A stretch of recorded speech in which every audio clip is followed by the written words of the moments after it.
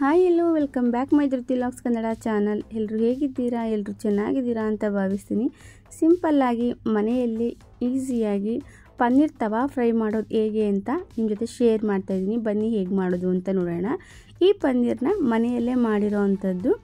ಪನ್ನೀರನ್ನ ನೀವು ಕೂಡ ಮನೆಯಲ್ಲೇ ಈಸಿಯಾಗಿ ಪನ್ನೀರನ್ನ ಮಾಡ್ಕೋಬೋದು.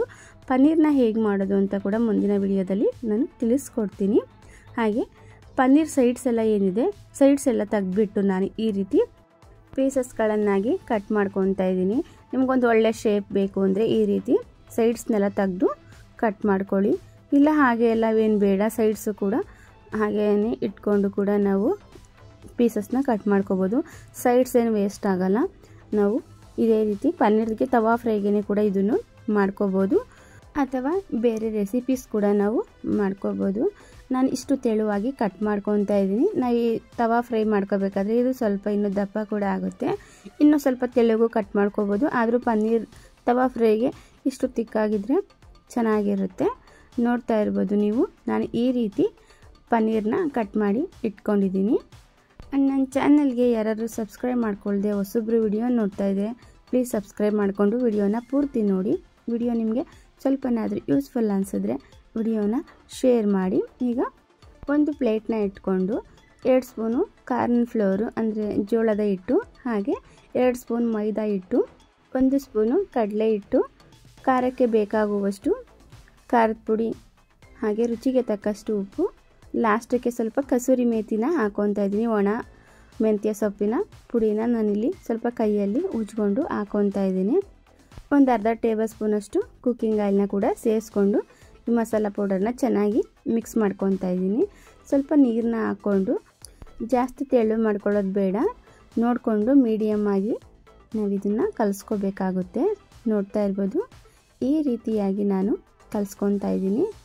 ಇಷ್ಟು ಗಟ್ಟಿ ಇದ್ದರೆ ಸಾಕು. ಇದಕ್ಕಿಂತ ತೆಳು ಆಗಿಬಿಟ್ರೆ ಕೋಟಿಂಗ್ ಚೆನ್ನಾಗಿ ನಿಲ್ಲಲ್ಲ.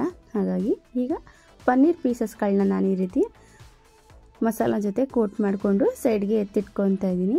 ಇದೇ ರೀತಿ ಮಸಾಲ ಜೊತೆ ಕೋಟಿಂಗ್ ಮಾಡಿಕೊಂಡು ಒಂದು 10 ನಿಮಿಷ ಬಿಟ್ಟರೆ ಸ್ವಲ್ಪ ಉಪ್ಪು ಖಾರ ಎಲ್ಲ ಪನ್ನೀರ್ ಚೆನ್ನಾಗಿ ಅಬ್ಸರ್ವ್ ಮಾಡ್ಕೊಳ್ಳುತ್ತೆ. ಹಾಗಾಗಿ ಈಗ ಎಲ್ಲ ಪನ್ನೀರ್ ಪೀಸಸ್ಗಳನ್ನೂ ನಾನು ಈ ರೀತಿ ಕೋಟಿಂಗ್ ಮಾಡಿಕೊಂಡು ಸೈಡ್ಗೆ ಎತ್ತಿಟ್ಕೊತೀನಿ ಒಂದು 10 ನಿಮಿಷದವರೆಗೂ. ಒಂದು 10 ನಿಮಿಷ ಆದಮೇಲೆ ತವಾ ಕೂಡ ಬಿಸಿಗಿಟ್ಟು ಒಂದು 2 ಟೇಬಲ್ ಸ್ಪೂನಷ್ಟು ಕುಕ್ಕಿಂಗ್ ಆಯಿಲ್ನ ಹಾಕ್ಕೊಂಡು ತವಾನ ಬಿಸಿಗಿಟ್ಟಿದ್ದೀನಿ. ಈಗ ಎಣ್ಣೆ ಕೂಡ ಸ್ವಲ್ಪ ಬಿಸಿ ಆಗಿದೆ ಅಲ್ವಾ. ಈಗ ಪನ್ನೀರ್ ಪೀಸಸ್ಗಳನ್ನ ತವಾದ ಮೇಲೆ ಹಾಕ್ಕೊಂಡು ಫ್ರೈ ಮಾಡ್ಕೊಳ್ಳೋಣ. ನಾವು ಡೈರೆಕ್ಟಾಗಿ ಎಣ್ಣೆಯಲ್ಲಿ ನಾವು ಫ್ರೈ ಮಾಡ್ಕೊತೀವಲ್ವ, ಅದಕ್ಕಿಂತ ಸ್ವಲ್ಪ ತವಾದಲ್ಲಿ ಫ್ರೈ ಮಾಡೋದ್ರಿಂದ ಸ್ವಲ್ಪ ಡಿಫ್ರೆಂಟಾಗಿ ಟೇಸ್ಟ್ ಕೂಡ ಚೆನ್ನಾಗಿರುತ್ತೆ.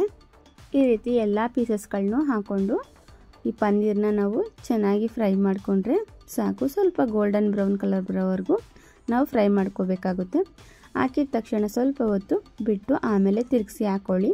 ನಾವು ತವಾದಲ್ಲಿ ಫ್ರೈ ಮಾಡೋದ್ರಿಂದ ಇದು ಏನೂ ಆಗಲ್ಲ, ಸ್ವಲ್ಪನೂ ಚೆನ್ನಾಗಿ ಬರುತ್ತೆ.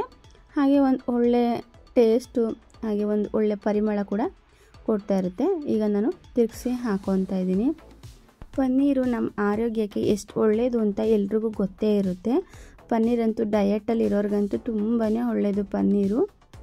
ಆದರೂ ಇತಿಮಿತಿ ತಿನ್ನಬೇಕು. ಹಾಗಂತ ಡಯಟಲ್ಲಿ ಒಳ್ಳೆಯದು ಅಂತ ಅಂದ್ಬಿಟ್ಟು ಎಷ್ಟು ಬೇಕಷ್ಟೇ ತಿಂದರೆ ಅಷ್ಟು ಚೆನ್ನಾಗಿರಲ್ಲ. ಈ ರೀತಿ ಡಯಟಲ್ಲಿರೋರು ಈ ರೀತಿ ತವಾದಲ್ಲಿ ಫ್ರೈ ಮಾಡಿಕೊಂಡು ಪನ್ನೀರನ್ನ ಕೂಡ ತಿನ್ಬೋದು. ನಾವು ಡೈರೆಕ್ಟಲ್ಲಿ ಎಣ್ಣೆಯಲ್ಲಿ ಹಾಕಿ ಫ್ರೈ ಮಾಡೋದಕ್ಕಿಂತ ಈ ಮೆಥಡಲ್ಲಿ ನಾವು ಮಾಡೋದ್ರಿಂದ ತುಂಬಾ ಒಳ್ಳೇದು ಅಂತಲೇ ಹೇಳ್ಬೋದು. ಪನ್ನೀರ್ ರೆಸಿಪಿ ಅಂತೂ ತುಂಬಾ ತವಾ ಫ್ರೈ ಚೆನ್ನಾಗೇ ಬರುತ್ತೆ, ತುಂಬಾ ಟೇಸ್ಟಿಯಾಗಿ. ಹಾಗೆ ಈಗ ತಿರುಗಿಸಿ ಹಾಕ್ಕೊಂಡು ಎಲ್ಲ ಪೀಸಸ್ಗಳನ್ನು ನೀಟಾಗಿ ನಾವು ಫ್ರೈ ಮಾಡ್ಕೋಬೇಕಾಗತ್ತೆ. ಆದಷ್ಟು ಮಧ್ಯಮ ಊರಿನಲ್ಲಿ ಇಟ್ಕೊಂಡು ನಾವು ಈ ಪನ್ನೀರನ್ನ ಬೇಯಿಸ್ಕೋಬೇಕಾಗುತ್ತೆ. ಹೊರಗಡೆ ಪನ್ನೀರನ್ನ ತೊಗೊಂಡು ಬಂದು ಮಾಡೋದಕ್ಕಿಂತ ಈಸಿಯಾಗಿ ನಾವು ಪನ್ನೀರನ್ನ ಕೂಡ ಮನೆಯಲ್ಲೇ ಮಾಡ್ಕೋಬೋದು. ಹೇಗೆ ಮಾಡೋದು ಅಂತ ಮುಂದಿನ ವಿಡಿಯೋದಲ್ಲಿ ಕೂಡ ನಾನು ತಿಳಿಸ್ಕೊಡ್ತೀನಿ. ನೋಡ್ತಾ ಇರ್ಬೋದು, ಇವಾಗ 2 ಕಡೆ ಸೈಡು ಚೆನ್ನಾಗಿ ಗೋಲ್ಡನ್ ಬ್ರೌನ್ ಕಲರ್ ಬರೋವರೆಗೂ ಈ ರೀತಿಯಾಗಿ ಪನ್ನೀರನ್ನ ನಾವು ಫ್ರೈ ಮಾಡ್ಕೊಳ್ಳಿ. ಹಾಗೆ ಹೆಲ್ದಿಯಾಗಿ ಪನ್ನೀರ್ ತವಾ ಫ್ರೈ ಮಾಡೋದು ಹೇಗೆ ಅಂತ ನೋಡಿದ್ರಲ್ವ. ನಾನು ಮಾಡಿರೋವಂಥ ಈ ಪನ್ನೀರ್ ತವಾ ಫ್ರೈ ನಿಮಗೆಲ್ರಿಗೂ ಇಷ್ಟ ಆಗಿದೆ ಅಂತ ಭಾವಿಸ್ತೀನಿ. ಈ ವಿಡಿಯೋ ನಿಮಗೆ ಸ್ವಲ್ಪನಾದರೂ ಯೂಸ್ಫುಲ್ ಅನಿಸಿದರೆ, ಇಷ್ಟ ಆಗಿದರೆ ವಿಡಿಯೋನ ಶೇರ್ ಮಾಡಿ, ಹಾಗೆ ಲೈಕ್ ಮಾಡಿ. ನಿಮ್ಮ ಫ್ಯಾಮಿಲಿ ಫ್ರೆಂಡ್ಸ್ಗೂ ಕೂಡ ವಿಡಿಯೋನ ಶೇರ್ ಮಾಡಿ.